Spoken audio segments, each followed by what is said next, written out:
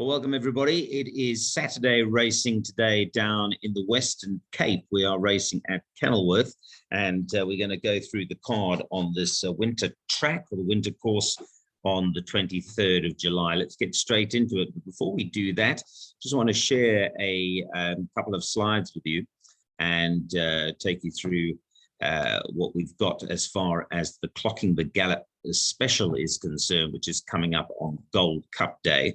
So here it is. We thank the Clocking the Gallop team for putting together these slides. I know Nico came up with the content and Clotlo has done some of the graphics. So here's the story I'm passing on to you. It's the Clocking the Gallop Extra.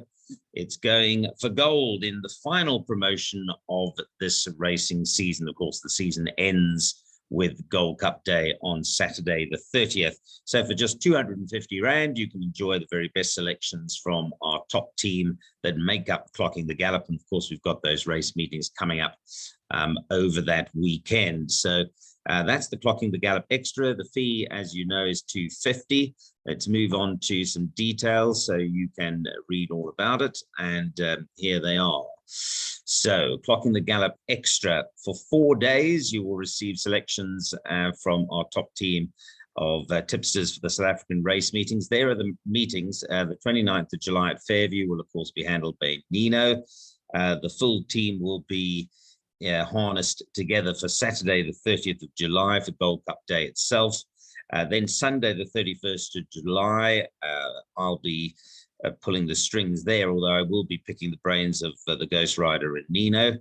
And then Monday, the 1st of August, once again, we return to Fairview where Nino and the Ghost Rider will come into their own. So there's the 250 Rand. If you can deposit that into the Clocking the Gallop bank account and send through, this is critical so that Nico can track it, send through your proof of payment to us either via email on clockingthegallop@gmail.com or on that WhatsApp number that's on the screen, 793-390-5747, specifying your name and preferred mode of communication. You'll then receive those selection sheets on all 4 days for Friday at Fairview, Saturday at the Gold Cup, Sunday Kenilworth, and Monday back at Fairview. So there are the banking details. On the right-hand side, Clocking the Gallop F&B current account and the number in question. I'll just leave that up for a couple of moments, although you probably had time to get it down. So that's the Clocking the Gallop. Get in early. Last time we actually hit our maximums, and as a result, we had to turn a couple of folk away very late on. So don't be one of those people, particularly on Gold Cup Day, where we're going for gold on the last day of the season. It's the last weekend, of course, of the 2021-22 racing season. Okay, so that's the story coming up as far as the Clocking the Gallop Extra is concerned. Get in early, book your spot, pay your 250, and then Nico will have your details for the weekend of the July. Now, I'm going to move on to our next bit of information and just share the screen for you there, which will be the Cape Town race meeting. I need to say stop share, that's better. Right. And then we'll start with this race program for Kenilworth on Saturday. Okay, so let's get into sharing the betting and card changes, etc. for this card. I'm recording fairly early, so perhaps just to show you where we are in the scratching process, there have been a couple of scratchings already. So let me just update those card changes. Race 1, number 7, Red Impact is scratched. Race 2, number 3, Impetuous has got a nasal discharge. And race 4, there's 2 scratchings. Number 1, Dance Variety, and number 8, Querari's Dream. Critically, as Smanga Kamalo is not riding, we've got all the replacements at this stage, barring that on Pretty Betty. But Aldo has picked up a chance ride, race 3, number 6, Lucy the Pink, and Craig Zaki has picked up the rides on Street Outlaw and Secret Oasis. So that confirmation at the bottom there that Smanga is medically indisposed. So, yeah, that might affect a few punters and their play. Let's get straight into the racing then, and I'll show you race by race. We begin with the race 1, which does look reasonably competitive. It looks like a 3-cornered contest, but interestingly enough, there's been some money for double up as well. So let's go through them. Number 1 is a Pathwalk first time, and no real support initially in the betting market, 33-1, but now 20-1. So somebody's had a tickle up there. And number 2, Charlie Malone, is a horse that got gelded last time out and made noticeable improvement to run 3rd behind Lamar. Aldo de Meyer had a good day in the Eastern Cape at Fairview on Friday. I see that there's some distinguished owners here, Vaughan Rippon, Bjorn Smith, and the breeder, John Everett. I see he's kept a share. Our good friend Andrew Brand, and Mark Bass as well. So Charlie Malone's got some fair form and must have a chance. He's been supported into 13-10. Number 3, Confrontational, is a Futura making his debut over 1,000 meters. He might want a bit of ground in time to come. 4, Doubling Up, though, has been supported from 10-1 into 6-1. Doubling Up is a twice over out of the Akatanango mare. Now, I think that is Belgarian's family. So he's definitely going to, one would have thought, need a bit of a trip. But interesting that Keegan rides the 3 and Richard, as in Richard Ferree, rides the 4 double up. The horse for me is number 5, Fort Apache. Now, Gavin Arena is flying down to take a few rides. I saw Gavin tonight, actually. He was at young Alistair Cohen. Well, I shouldn't say young anymore. Alistair Cohen's bachelors. Everybody was extremely well behaved, but it was good to see a lot of racing folk there. And we had a good evening together. So Gavin will be taking an early flight down to Cape Town. Number 5, Fort Apache, to me, from a pedigree point of view, looks the right horse to be with. This is over 1,000. The drop back from 6 furlongs to 1,000 might actually be in this horse's favor. He's a son of United States out of a Way West mare, so he's fairly quick. And for Arun Chadra, who owns the horse, I think Fort Apache, for me anyway, is going to be the horse to beat. 6, Hammy's Hero, is another twice over out of Jetmaster mare. He too in time, I think, will relish more ground. 7, Red Impact, well, he's the natural danger for number 5, Fort Apache. He's had 2 excellent runs. He ran 3rd on debut over 1,000, and then again over the minimum trip, ran 2nd to Iconic Destination, who runs later on in the card.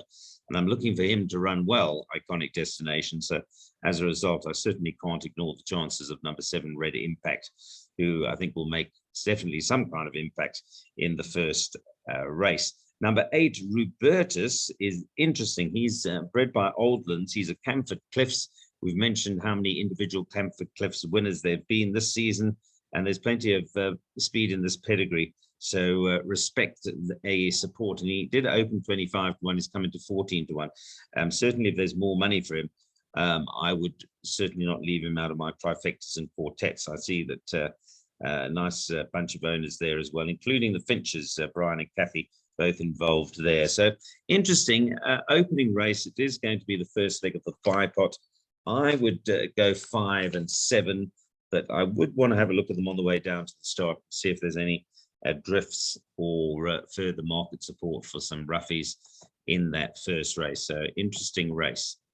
Let's move on to race 2 now. Let's see if it gets any easier. Here we've got an important scratching in the form of number 3, Impetuous, who was beautifully bred. William Longsword out of a Galileo mare, although I suspect he too probably wants a bit of ground.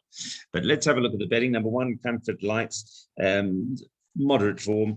Opened up 9-2, is drifted out to 11-10. He certainly wouldn't be my first choice. Number 2, Future Turn, is a Futura who's stepping up over the 1,500 now. Last time he stepped up to the mile and very nearly won, beating Pas de Nom. He's going to relish the draw of 3. He's got Richard Ferree on board, and he does look like a hard horse to oppose as number 2, Future Turn. He'll run in the Greg Bort Silks with Etienne Braun and Dave Musicant, so we wish them all the best. I think the Future Turn certainly looks pretty hard to beat. It's going to be hard to fancy number 4, Landing on the Moon. In fact, there's probably more chance of us landing on the sun. with landing on the moon. He's going to have to improve. Etienne, I think, will be shouting home, or if he's going to have a punt, he's going to be shouting home to Future Turn rather than the 4, landing on the moon. He's got a lot of improvement to do. Number 5, Nevada King, has eased in the betting market, but this is all because of the support for number 2, Future Turn. He improved considerably at his second start, and he's got the services of Gavin Arena drawn nicely at 2, not without a place chance, clearly. Number 6, Royal Port Louis. Well, I fancied him last time, and he did improve. He nearly won. Despite drifting in the betting market, he ran on to finish second behind Rule of Thumb, Louis and Cotwa rides. I would imagine he'll find the first 3 as well. And then number 7, Scallywag, for Suzette Fillion, has actually been gelded, so there might be some improvement to come. Craig Zacky's picked up a couple of chance rides on the day. He rides number 7, Scallywag here. He was carded to ride, but he can certainly improve this horse with gelding. But to sum up, small field, 1 less horse to participate, so only 6 runners going to post. And number 2, Future Turn, certainly does look like a ready-made bipod and PA banker in that second leg, or second race, second leg of the bipod. Let's move on to race 3. Okay, here is number 1, Dream Spinner, who is 66 to 1 and probably deserves to be so. 2, Dream Spirit rather, is to be ridden by Jabu Jacobs. Apologies if you can hear kids screaming in the background, but that's what happens when you've got a house full of crazy kids. So I'll just move on and ignore them. Number 3, Future Legend, is in Greg Bortz's silks. I think this horse can improve. He didn't particularly shine on debut, but she's stepped up the extra 100 meters. Being a Futura out of a trippy mare, I think that she is going to relish the extra trip. And I think she certainly can improve. 4, Happy Chance, is another one beautifully bred, daughter of Dynasty out of a Captain Owl mare, and Lou and Cottra rides. She's 5 to 2, looked a little bit skinny to my mind, but I do think she'll be competitive.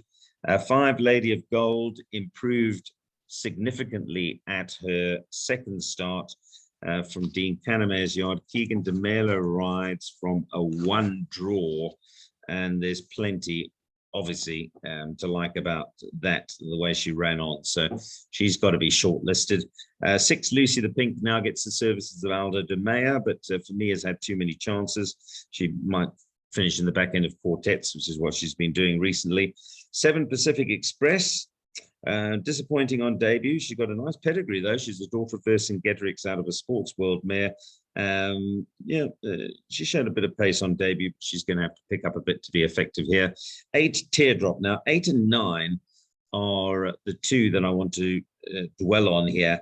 I mentioned earlier on number 4, Happy Chance, has obviously got exactly that, and so is number 5, Lady of Gold. But the 2 that I'm leaning towards are these 8 and 9. 8, Teardrop, is a Camford Cliffs out of a Dynasty mare, been steadily improving. Greg Sheen keeps the ride, and if you have a look, the last 2 starts was around the turn, and she was at best drawn average. She's drawn much better here at 2. I think she'll get the run of the race. So number 8, Teardrop, could be another individual winner for Camford Cliffs in that 3rd race. Respect, however, for number 9, Trip to Barberton.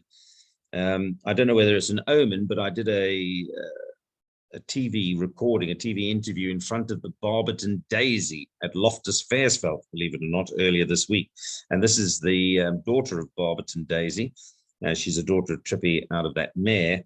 I think she could improve, and I think 10 to 1 is quite a little bit of value.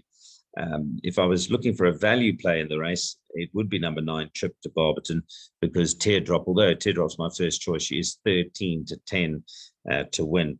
I think Trip to Barberton can improve in that race. She wasn't that far behind number 4, Happy Chance, on debut. And I do think that Trip to Barberton will improve like number 4, Happy Chance, will over a bit of ground. So to sum up that race, my first choice is number 8, Teardrop. Value in the race, number 9, Trip to Barberton, to improve. Right, let me try and speed it up. I'm spending a bit too much time on each of these races.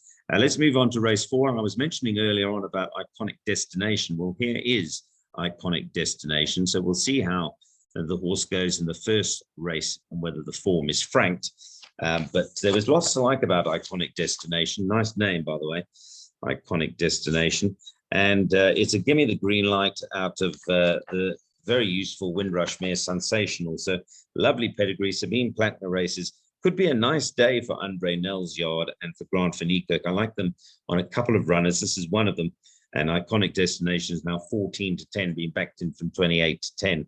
Of the two Vaughan Marshall runners, 2 and 6, I'm partial a bit to number 2, Dave the King, rather than 6, Street Outlaw. Street Outlaw was backed on debut, lovely looking individual. I remember when he won, and he beat We're Jamming, who subsequently franked that form in no uncertain terms. However, he hasn't run for 196 days, so he obviously had his problems.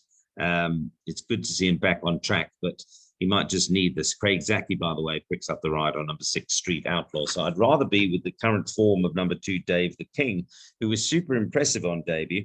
And Jarba Jacobs rides again for, amongst others, Gary Player and another gentleman that I actually saw tonight, Lindsay Ralphs, who was at the self-same Bachelors. So yeah, I think they're hoping for a nice run from number 2, Dave the King, and I think they'll get it. I think he'll run well, number 2, Dave the King. So for me in this race, I'm going 3 from 2, or maybe even 2 from 3. I think that they both will run well. I mentioned about Street Outlaw. They might just need this coming off a lengthy break. Number 1, by the way, Dance Variety, is scratched, and so too is number 8, Quirari's Dreams. 1 and 8, both out of that race. There is a Dynasty first timer, number 9, Shambok, but he's got a pedigree that really is already crying out for ground. So I think he might just need the run, number 9, Shambok. Okay, let's move on to race 5. This is the middle stakes race over a mile. Interesting to see Pack Leader back. He made his return to the track. He'd been off since January, and then he ran on the 29th of June and was actually running on quite nicely. I think he's had his respiratory issues in the past, and he seems to have still got those, but he is a horse that once upon a time, do I remember him running in the Summer Cup? Or am I confusing him with a stable companion? You remember the horse Chestnut, Charity Mile, Jubilee, Pack Leader. But he's capable on his day for sure. I think there's a stable companion that's used to race with Pack Leader, and that's probably the horse I'm getting confused with. But anyway, he's on his day. He's more than capable. The thing is here, he is, despite carrying 61.5 kilograms, actually reasonably well in. So he could be a surprise package. Number 2, Adios Amigos, has won 2 of his last 3. Last time he got going too late, and the race was over when he arrived, but he was doing some low flying. And I mentioned Aldo's riding well, so I think Adios Amigos is a big runner in race 5. He is also the second best weighted in this middle stakes race. There's no money, by the way, for anything in this race. Number 7, Silent War, has eased marginally in the betting market. So I'm going to carry on whipping through the horses. 3, Northern Song, upset chance with Gavin Arena taking over. Gavin's had a couple of winners for Glenn Cotson. He's never ridden this horse, but could pop up. Number 4, I Want It All, is Keegan DeMelo's ride. His last 2 runs are not a fair reflection of his ability. He'll have to come back to his best form to pop up here, but he has got blinkers on as they take the cheek pieces off. Number 5, Tuafe, consistent form, seldom runs a bad race. But the horse I like a little bit of is another one of these 10-to-1 shots, and it's number 6, is Zarpa. Now, I mentioned earlier on, I think Andre Nell and Sabine Plattner and Grant van Niekerk could have a nice day. Those last 2 runs are not his form. He's much better than that. I see that he was examined on both occasions by the veterinary surgeon, and there was nothing untoward found. So I don't know why he hasn't been putting it in, but I'm going to give him the benefit of the doubt. Ignore those last 2 runs and then look at his form behind the likes of 7th Gear and Pekaya. And I think that he might run above expectations. That's number 6, is Zarpa at 10-to-1. 7 Silent Wars got obvious form, but I don't think there's too much value.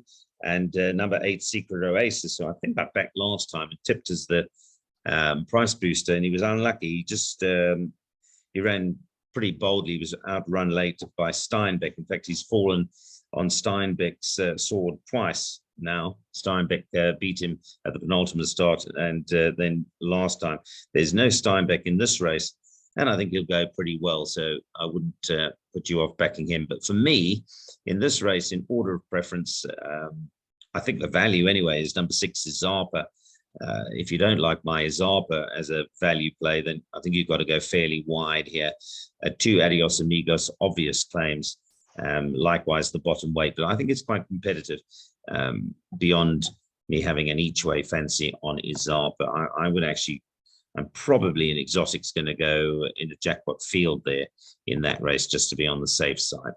Right, let's move on to race 6, shall we, and have a look at this race. Nice race. It's a nice racing today, but I'm going again back to the Andre Nel and Grant van Niekerk and Sabine Plattnerwell here with number 10 Young Love, who was super impressive in her last 2 starts. She stepped up.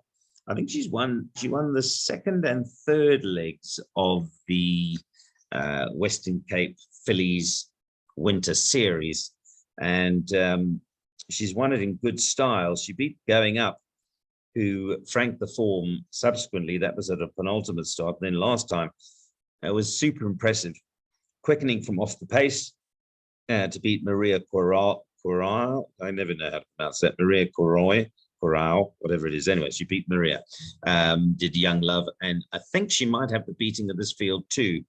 She drops back to 1800, but that's not really by design. It's just that she had to run in the 3rd leg of the Winter Series, so that's over 2,400 meters they had to go for that race. And Young Love has plenty of positives, including Grant van Niekerk and a 2 draw, and I think she sets the standard.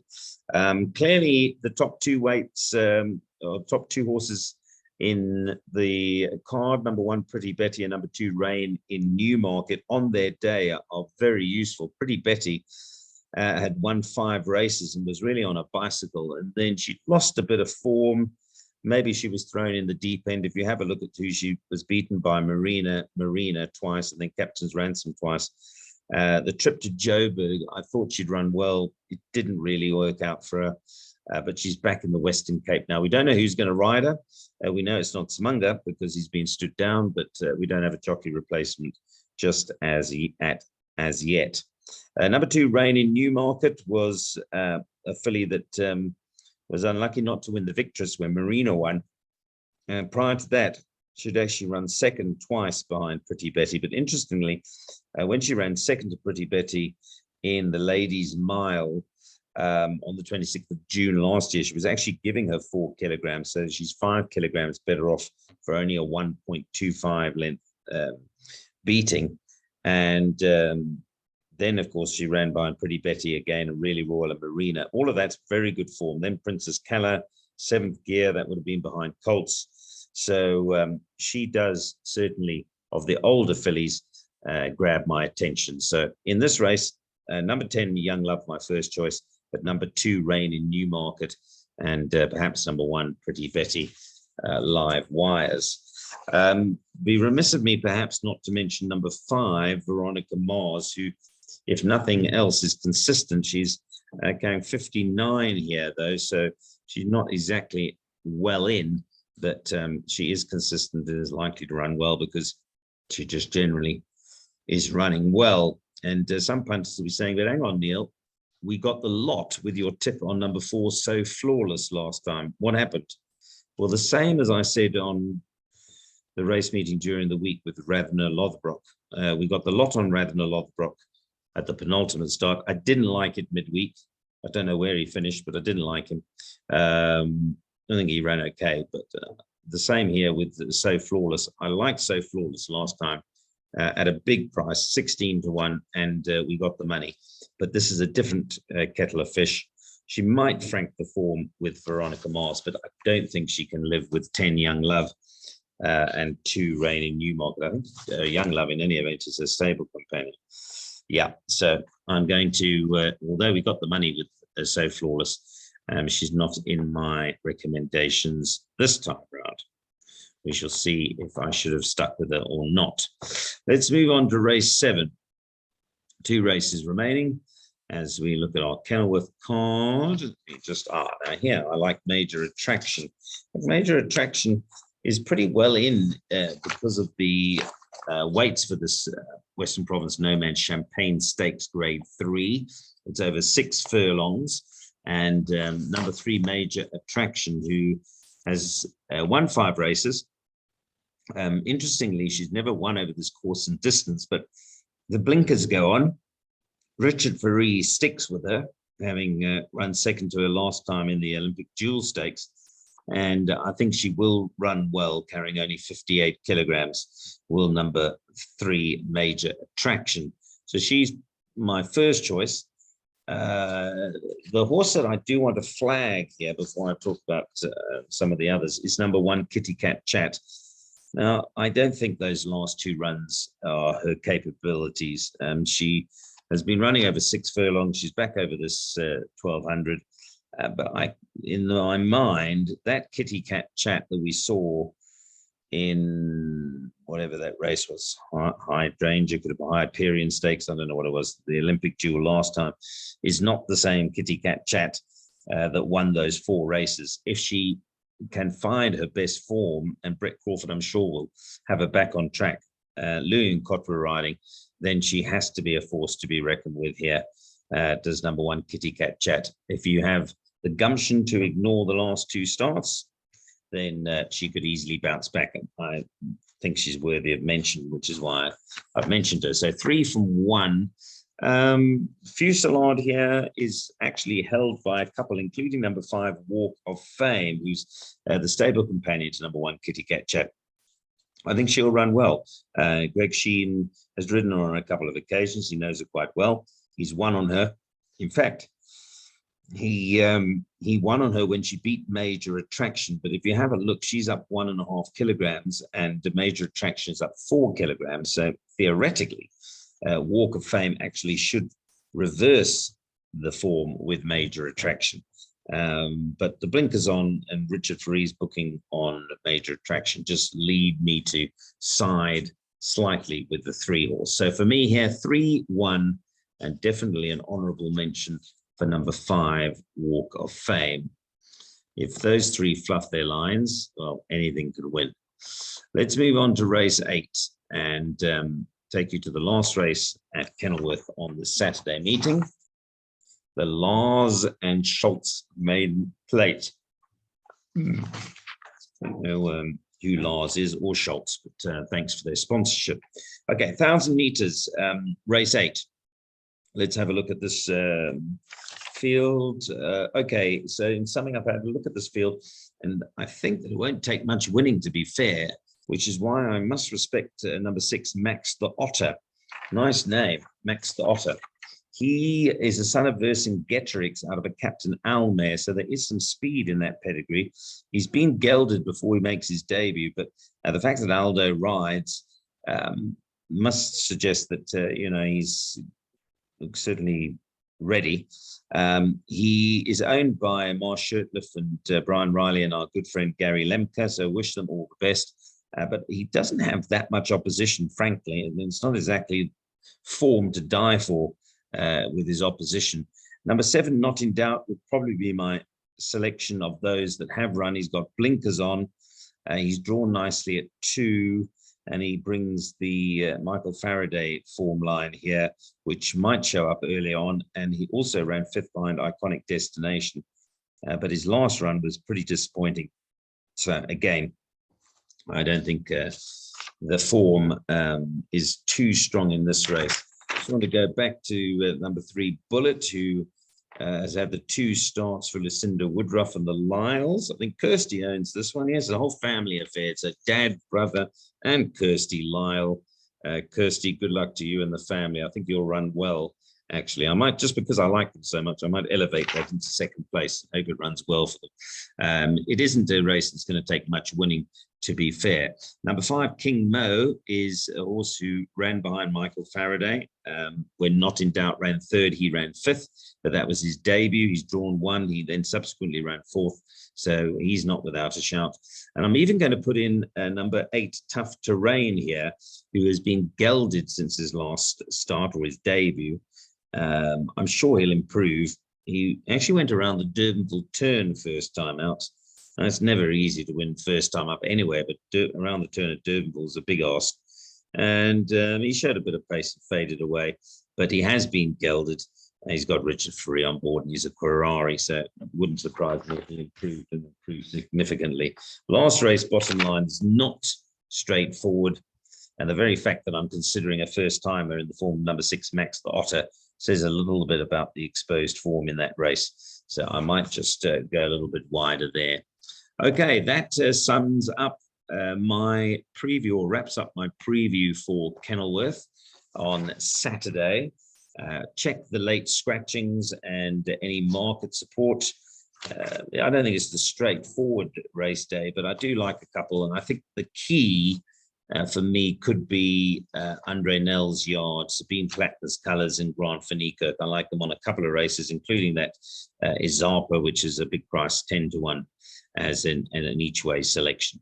It's going to be a busy Saturday. There will be a take a bet with Tab that will send you some numbers, although Floflo will probably be doing that on her own.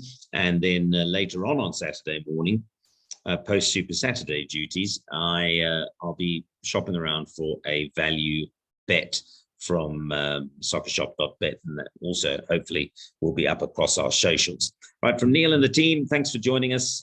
Rest up. Saturday is another day, and some nice racing from Kenilworth. Thanks.